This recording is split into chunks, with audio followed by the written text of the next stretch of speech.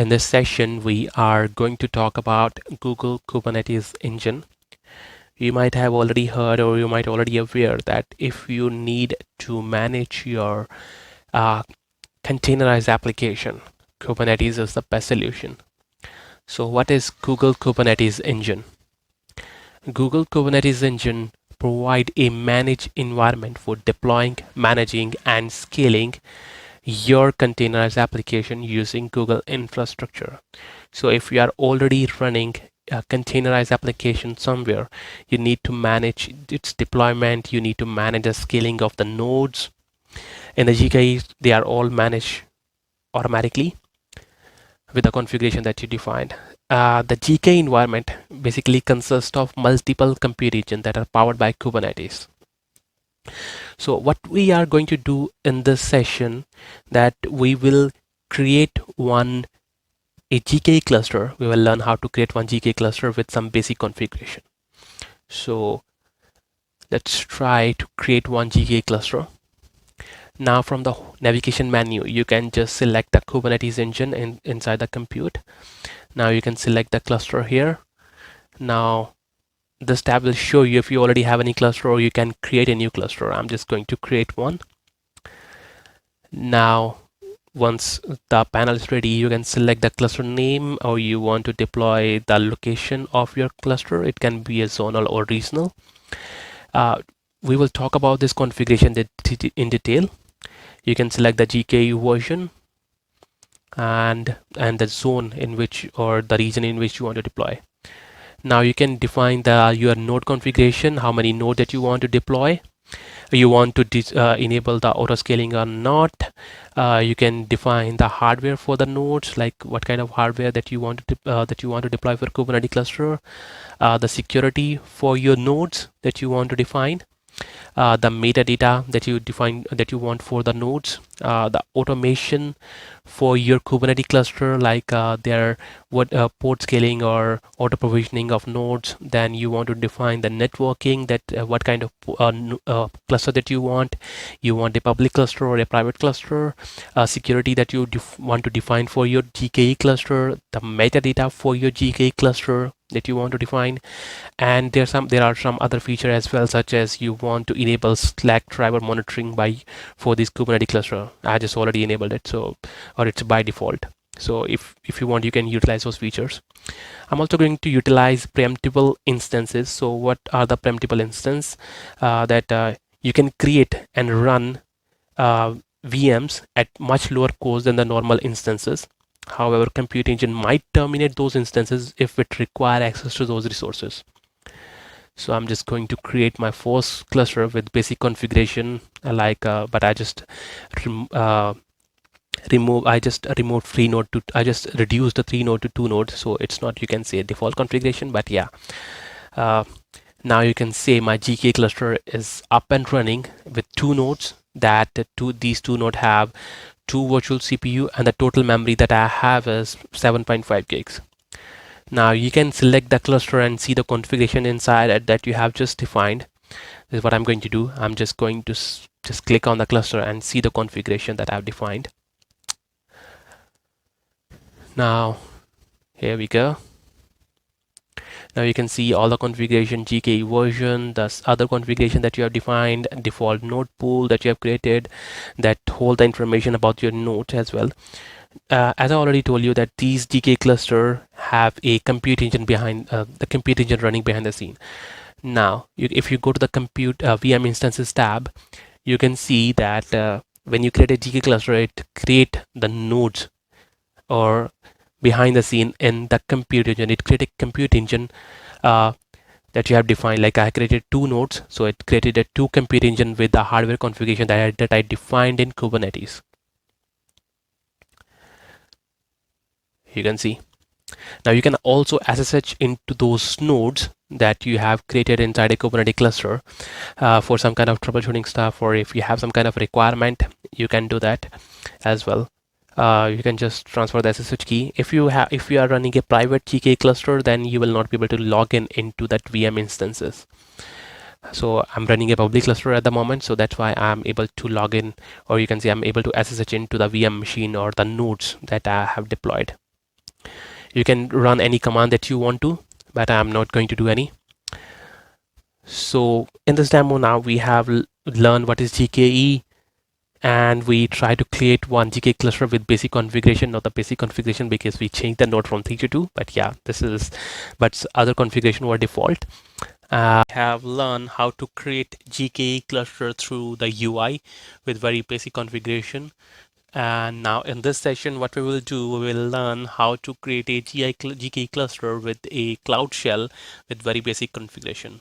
To do that, we need to activate the Cloud Shell. That you can do it from the UI. You can see the option, activate Cloud Shell.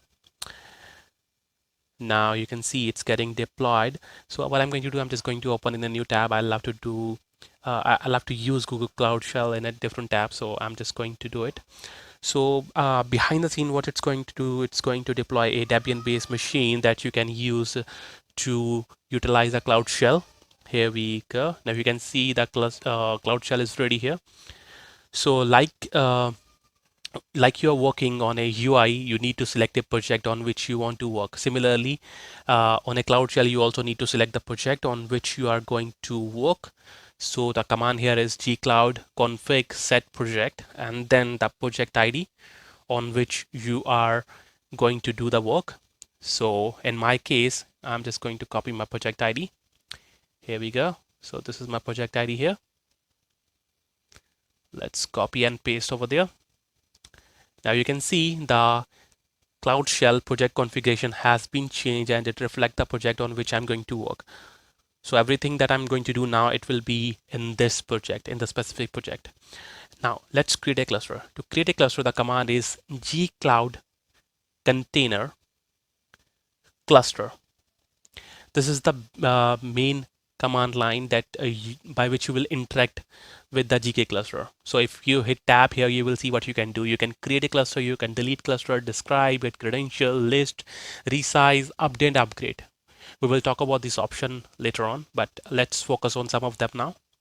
Now what we are going to do, we are going to create a cluster. So let's create. Now the option that you need to pass here is the cluster name first. So let's give a name to our cluster. I will go with my CMD cluster with a very basic name here. After that, you need to provide the zone. So let's provide a zone for our cluster. So I will use US Central 1B for my this cluster. Here we go. Now for that, you need to provide the number of nodes. So I will go with just number of nodes 1 because it's my testing cluster. It's not my production cluster here. So number of nodes 1 here. And after that, I also want to use a VPC native networking. So I will enable IP alias here. After that, also need a preemptible instance to save some cost, as you have already learned this option from my last video. So I'm also going to create a preemptible. I'm just going to deploy nodes that are preemptible here. Here we go. Now I will hit enter and it will start creating a cluster for me. And here we go. You can also check the information on the UI as well. You can see here creating a cluster my CMD in US Central 1B. And now the current status is cluster is being configured. Now you can also see the same information on the UI as well. So let's just switch to the UI and see what's the current status over there. And you can see the cluster is getting created. Now let's get into this cluster and see what's the current status at the moment. Here we go. Now you can see cluster is being deployed. Similarly, you can see here the status also changed. Cluster is being deployed. Now let's get back to our Cloud Shell over there. Now it's going to take some time to deploy the cluster. What I'm going to do, I'm just going to pause this video and we'll get back to you within 5 minutes. Here we go. Now our cluster is ready. What you can do is you can see the cluster from here, or you can also list it. That will list all the cluster in this project. So gcloud container cluster list, and you can see I have only one cluster, my CMD cluster, location, and the IP address and the machine type that I'm using here. So what we can also do, we can also describe it. That will provide more information about this cluster. So let's describe it. For this option, you need to pass the cluster name and the zone information. So my cluster name is my CMD cluster, and then after that you need to provide the zone in which the cluster exists. So I know my cluster is US Central 1B. Here we go. Now you can see the information is quite big. What you can do is you can just do it what you do in Linux. You can tail or head, or you can also use grep. So I'm just going to tail for the first 20 lines. So here we go. You can see the information that are in the first 20 lines here. Now let's try. Now we have created the cluster. We describe the cluster. Now let's delete the cluster. So we see there's one other command, that is you can also delete the cluster. So I'm just going to do it. Gcloud container cluster and delete. Now you need to pass the cluster name and the zonal information here as well. So my CMD cluster and the zone name, that is US Central 1B. Here we go.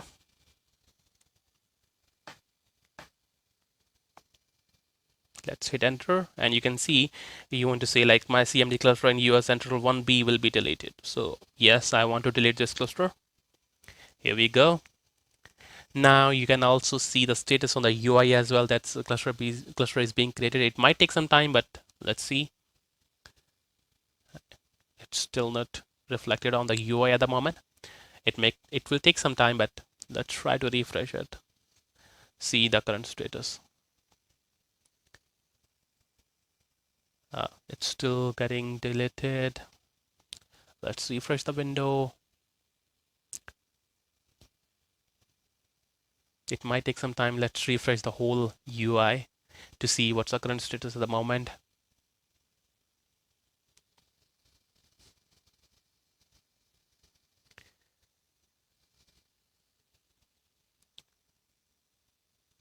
Might be my internet is slow, that due to which it's not reflecting. Yeah.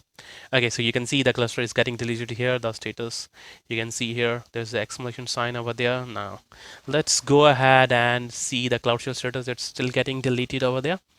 So it will take some time to delete the cluster. So thank you so much for watching this video. Have a great day. Bye bye.